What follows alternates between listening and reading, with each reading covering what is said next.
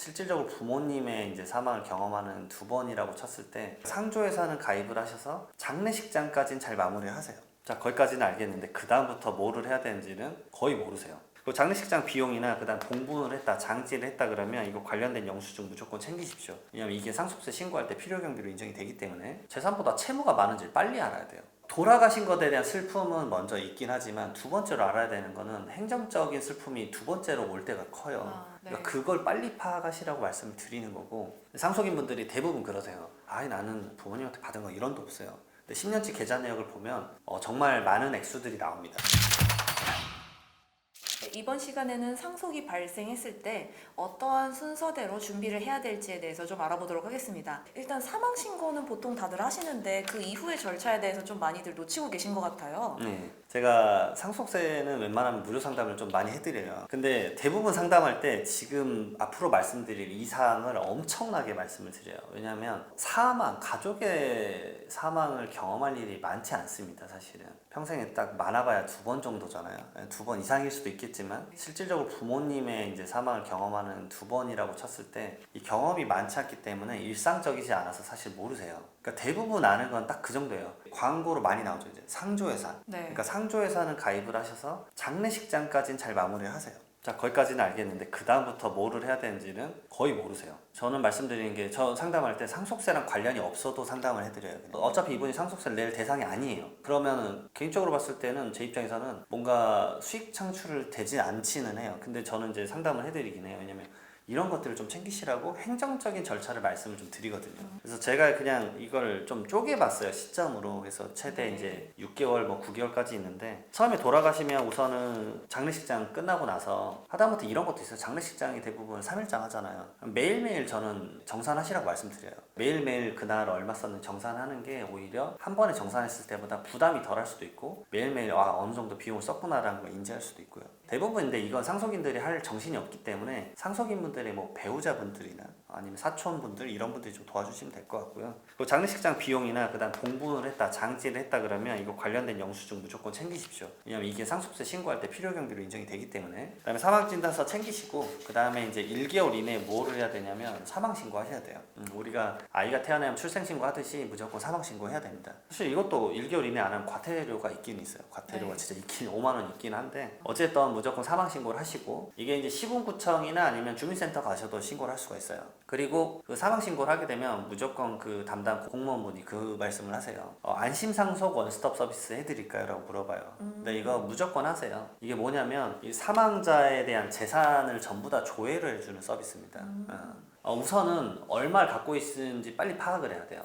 다양한 요소가 있는데 첫 번째로 재산보다 채무가 많은지를 빨리 알아야 돼요. 돌아가신 것에 대한 슬픔은 먼저 있긴 하지만 두 번째로 알아야 되는 거는 행정적인 슬픔이 두 번째로 올 때가 커요. 네. 그러니까 그걸 빨리 파악하시라고 말씀을 드리는 거고, 그래서 사망자의 재산 조회를 서비스를 하게 되면은 이제 바로 현장에서 이거 알려줍니다. 이제 토지 있는지, 건물 있는지, 자동차 있는지, 선박이 있는지 이런 것들 알려줘요.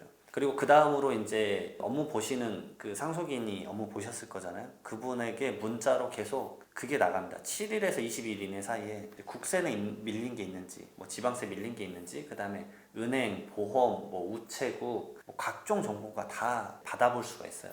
이런 은행에 이런 계좌에 돈이 얼마 있으셨구나, 이런 정보를 알 수 있는 거죠. 그리고 이제 금융 정보가 좀 메인 정보 중에 하나이기 때문에 안심상속 원스톱 서비스 받고 나서 금융감독원에 또 그런 게 있습니다. 상속인 금융거래 조회 서비스가 또 있어요. 사이트가 또 따로 있기 때문에 거기에서 휴대폰 인증 한번 하시게 되면은 금융계좌 정보를 좀 더 디테일하게 알 수가 있어요. 그래서 거기서 한번 쭉 확인을 할 수 있고요. 그 다음에 이제 피상속인의 이제 고정 지출 내역 정리하셔야 돼요. 갑자기 월마다 빠져나가는 비용은 이제 멈춰야 되기 때문에. 네네. 근데 이거 할 때 이제 제가 강조 드렸던 바 중에 이제 하나인데, 그 휴대폰이나 집 전화기는 그래도 1년 정도는 유지해라라고 말씀을 많이 드리죠. 왜냐면 코로나 때였습니다. 이제 사업하시다 갑자기 돌아가신 분이 있으면 첫 번째로는 사업 관련된 이제 채권 채무 관계를 상속인들은 절대 몰라요. 그러니까 내가 빚을 갚아야 되는 건지 아니면 받아야 될 돈이 있는 건지를 모르기 때문에 그 부분에 대해서 파악하기 위해서라도 휴대폰을 정지시키면 안 돼요. 그러니까 가장 낮은 요금제로 바꿔 놓으시고 카카오톡도 수시로 확인하시고, 그 다음에 두 번째로는 이분이 돌아가신지를 모를 수도 있어요. 어떤 분들은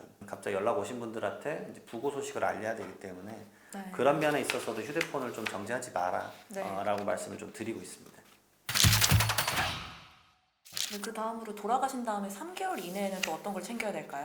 이제 돌아가시고 나서 이제 어느 정도 자산이나 뭐 부채도 좀 확인하시는 상태잖아요. 사실 은행 갈 때 같이 해야 되는 업무 중에 하나인데 이제 은행에 각종 계좌에 얼마가 있는지를 알게 됐잖아요. 네. 그러면은 상속인들이 상속인 관련 입증할 수 있는 서류, 다양한 서류들이 있어요. 그런 서류들 챙겨서 각 은행 뭐 지점마다 방문하셔서 그걸 수령 받으셔야 돼요. 보험도 마찬가지고 그런 것들 이제 전부 다 수령 받으실 때 제가 이제 말씀드린 것 중에 하나가 은행이랑 주식 같은 경우는 이제 증권 계좌 같은 경우 꼭 말씀드리는데 10년치 이제 피상속인의 거래 내역을 무조건 좀 받아 오십시오라고 말씀을 드리는데 이제 대한민국 상증세법에는 이제 그게 있습니다. 증여하고 나서 10년 이내 이분이 돌아가시면 상속인에게 증여한 거는 10년 동안 그 다음에 상속인 이외자에게는 5년 동안 증여한 거를 이 상속세 계산할 때 전부 다 얹어서 계산하기 때문에 이 내역을 파악을 하셔야 돼요. 아니 이거 뭐 내역 안 알려줄 거야 뭐 이렇게 생각할 수도 있어요 간단하게. 근데 세무서도 그 계좌 내역을 다 알고 있습니다. 그렇기 때문에 어차피 포착될 확률이 높기 때문에 그런 내역을 빨리 확인하셔야 되고 그 다음에 그게 예를 들어서 이제 아들인 제가 뭐 아버지에게 돈을 받았어요. 근데 그게 이제 조사가 펼쳐지면 대부분 증여로 추정이 돼요. 이제 위험을 받기 때문에. 근데 내가 실질적으로 그게 증여가 아니다. 내가 아버지한테 돈 받았던 거 빌린 거였고 전세자금 잠깐 빌린 건데 갚았다. 이런 내역이 있으면은 그것에 대해서는 이제 소명이 되는 거잖아요. 네. 그런 내역을 빨리 파악하기 위해서라도 10년치 내역을 좀 확인하셔야 돼요. 그리고 추가로 사망 관련해서 뭐 유족연금, 뭐 반환 일시금 뭐 이런 것들 국민연금공단에서 뭐 수령하고 이런 것들도 하셔야 되고요. 그 다음에 이제 종전에 말했던 상속포기나 한정승인에 대한 기간도 사망을 안 날로부터 3개월 이내예요. 그러니까 재산을 파악을 해봤는데 재산은 뭐 10억이고 채무는 뭐 20억이라고 가정을 해볼게요. 그러면은 오히려 상속 포기를 하시는 게 낫겠죠. 왜냐면은 이게 상속을 받아버리면 채무까지 받아버리는 꼴이 되니까 그 10억 원을 내가 상속인들이 변제를 해야 돼요. 그래서 이제 대부분 이런 형태입니다. 뭐 배우자랑 상속인 자녀 두 분이라 가정을 하면 자녀 두 분은 상속 포기를 하시고 마지막 한 분이 한정 승인을 하셔야 돼요. 그래야 그 선에서 다 끝나요.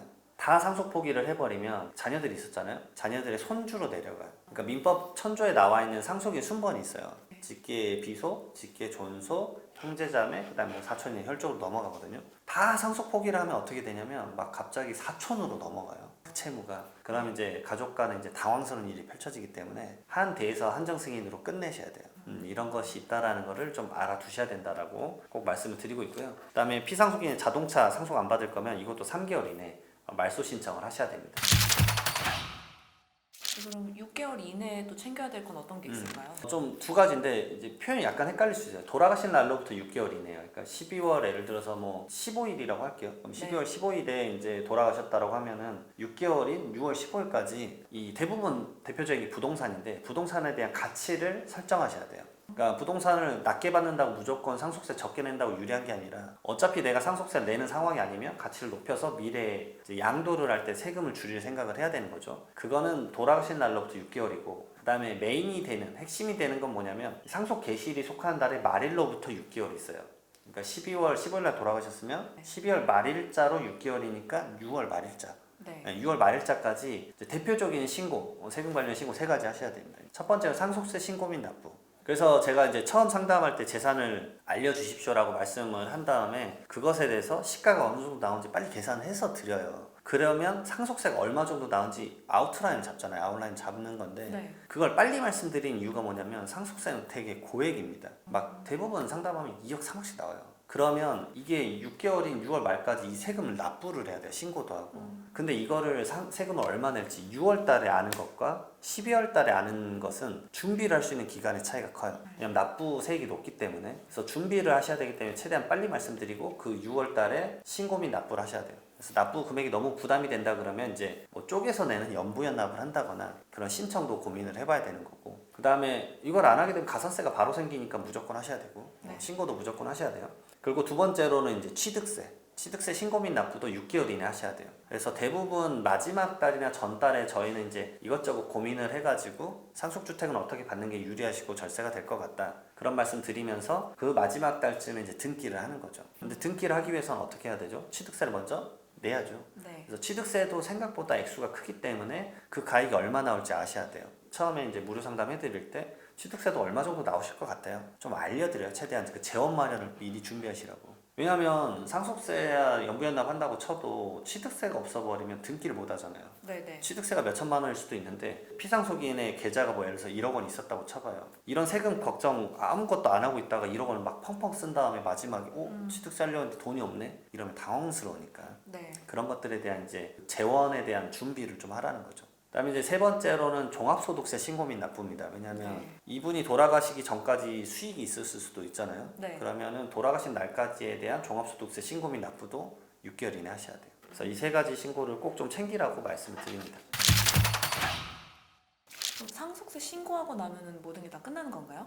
사실은 그렇지 않은 게 상속세는 이제 또 어려운 말 나오는데 결정세목이에요. 결정세목 결정을 해줘야 돼요. 그러니까 세무서에서 오케이 당신이 신고한 거대로 끝내주겠습니다라고 도장을 꽝꽝꽝 찍어줘야 끝나는 세목인데요. 절대 쉽게 이제 끝내주지 않으시기 때문에 상속을 이제 신고서를 6개월 이내 하시잖아요. 그 다음에 6개월 이내 하고 나서 법상에는 9개월 이내에 무조건 이제 상속세 세무조사를 합니다. 왜냐하면 세무조사를 통해서 이 신고의 적정성을 따져보고 그것의 토대로 결정을 해주는 거거든요. 세무조사 기간이 생각보다 이제 간단하게 생각을 하세요. 근데 상속세 상담하다 보면 먼저 많이 놀라시는 게 뭐냐면 세금이 생각보다 엄청 높네라는 것에서 놀라시고, 그다음에 두 번째로는 조사를 한다는 것에서 놀라세요. 근데 조사를 거의 100% 합니다. 납부하시는 분들 거의 100%예요. 그리고 조사의 기간이 10주예요. 2달 반 정도 합니다. 그래서 대부분 뭐 하루 이틀 뭐 이렇게 생각을 하시는데 10주간 조사합니다. 10주간. 예. 한 사람의 인생을 정리하는 거기 때문에 생각보다 조사 기간이 길다라는 거. 그리고 조사할 때 대표적으로 보는 게 그 아까 말씀드렸던 피상속인이 상속인에게 혹시 10년간 뭘 준 내역이 있는가, 그 사전 증여에 대해서 조사를 하는 게 거의 99%예요. 그렇기 때문에 제가 말씀드리지만 사실 자녀에게 좀 줄 수 있잖아요. 줄 수 네. 있는데 그러면 살아생전엔 안 걸려요. 사실은 웬만해서는 과세한테 그걸 다 알 수가 없죠. 그리고 막 클릭하면 계좌가 짠하고 그러지 않아요. 절대 개인정보를 마음대로 볼 수가 없기 때문에 절대 그렇게 발생하지 않고요. 근데 상속이 펼쳐지면 그 계좌를 다 볼 수가 있어요. 그래서 그때 이제 좀 생활비나 이런 거 받았던 내역이 오히려 이제 덜미가 되는 거죠. 10년 동안 받은 내역이 생각보다 많으세요. 상속인 분들이 대부분 그러세요. 나는 부모님한테 받은 거 1원도 없어요. 근데 10년치 계좌 내역을 보면 정말 많은 액수들이 나옵니다. 많은 액수들이 나오면 막 다 이러세요. 그러면 아니 이거 뭐였냐고. 맞다. 그때 전세자금 아버지가 도와주셨는데 결혼할 때 이런 게 막 튀어나와요. 그러면 그 당시에 증여세 안 냈던 거랑 지금 상속세까지 얹어지면 세금이 꽤 많이 나옵니다. 그래서 이런 것들은 이제 세법상으로는 좀 좋은 금융습관은 아니에요. 그래서 이런 점들은 좀 조심을 하셔라라고 좀 말씀을 드립니다. 그래서 상속세 조사가 생각보다 좀 타이트하기 때문에 이제 이 영상 보시는 분들이 내가 상속세 알아서 뭐 하겠어라고 생각하시겠는데 미리미리 좀 금융습관도 좀 잘 들이시면 좋으실 것 같습니다.